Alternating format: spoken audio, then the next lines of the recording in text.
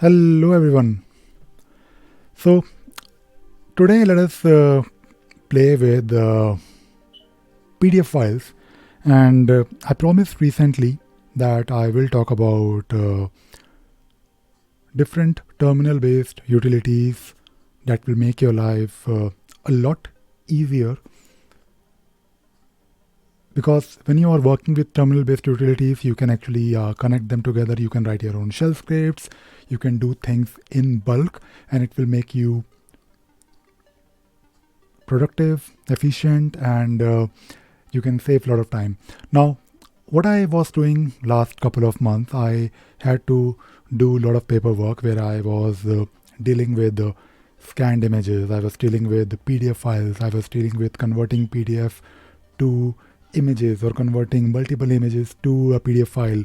And while I was doing those things, I thought, this is a very, very good, wonderful opportunity to also share with all of you the power of these utilities. So what I did, I used one utility called convert, and in this video what we'll do a simple thing, and we'll of course make more videos, and I'll share how you can do other things. So in this video we are going to extract images, or basically convert the whole PDF file to an image. That is it. So we're not really extracting one image from a PDF file, we are basically converting the whole PDF to an image.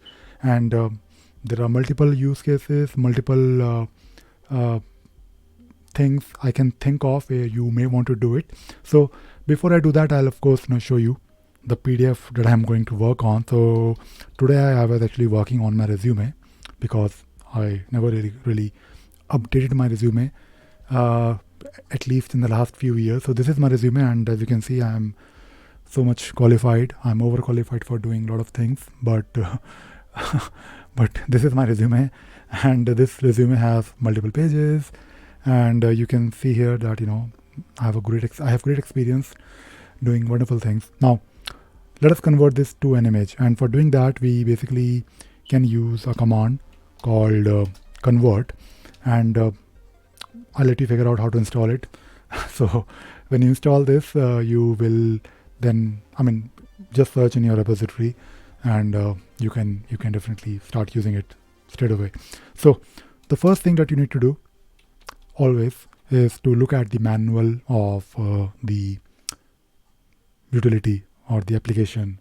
So this particular utility, as the name suggests, it will convert between image formats as well as resize an image, blur, crop, and so many other things. I don't really know all of them, but it can do a lot of things if you want to. Now, if you want to search about a specific thing, that is a good thing about manual page. You can always search about things like density. What exactly is the density? And if you want to also search about, let us say, what this trim will do. By the way, I have the command not trim. Yes. So this is basically going to trim the image edges. So basically just look at the command. When you're doing your search online, you will find, of course, different examples on Stack Overflow. But the idea here is not to copy and paste straight away those commands that people are sharing on Stack Overflow. You should try to learn. Learning is very important here, because that is where the fun is. So let us do one thing. Let us convert. I'll basically copy this particular whole command as it is, and I will try to basically use this resume of mine, or CV, whatever you want to call it. In UK, people usually prefer saying CV, not resume, but same thing, I guess. So this is my resume or profile or CV, whatever you want to call it. And if you want to convert this to an image, you can run this command, but there might be a problem. So let us first run this. As the name suggests, it will basically create one output file, output.png. And because we have in our PDF file multiple pages, so it might do something weird. So let us run this. And because we are using verbose in the command, we are going to look at the output of what is happening here. So when you do this, and by the way, when you're dealing with PDFs and images, I personally prefer also looking at the size of the files. So the PDF file is actually 78 KB, and the output image is 2.1, which is really, it's a bit of a shame, but it's okay, no problem. We can figure out that thing later on. That is why we prefer PDFs. I mean, not always, but for because it is portable, it is not huge. So let us open the image, and I will use SXIV to open the image. And if you look at the image, now my CV, my resume, my profile looks really weird. I don't really want to send it to someone. I will definitely not get a job, or definitely not getting hired if I send this. So there is a problem, and the problem is actually with not really with the command. Command is doing fine. Basically, it is going to write to the same file, but what you need to do, you need to basically look at your PDF, and if you have multiple pages, you have to specify here like this, 0, 1, 2, 3, whatever, number of pages, and you can actually figure out, by the way. So if you do this, you can see here that this will now going to work on only.